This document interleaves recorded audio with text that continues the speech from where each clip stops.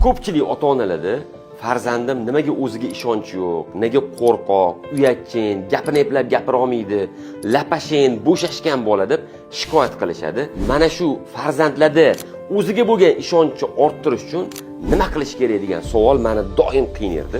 Buning uchun men ko'pincha tavsiya qilardim, farzand ko'niga qarang, uni erkalating deb. Lekin yana bitta juda zo'r usuli bor ekan. Ya'ni farzandga uyda ish qildirsangiz, xato qilsa ham, qo'lini kesib olsa ham, yiqilib tushsa ham uydagi ishlarni bir amallab qilgan bolalar va qizlarda hayotda muvaffaqiyatga erishish holatlari kuchli bo'lar ekan.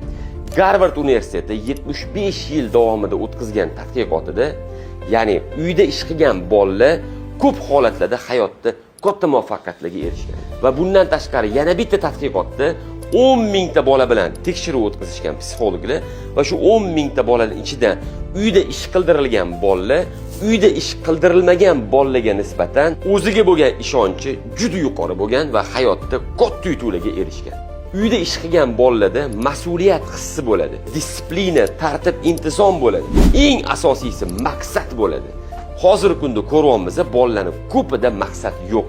Sizlarga ham tavsiyam, farzandlaringizga uyda birgalashib uy ishlarini qildiringlar.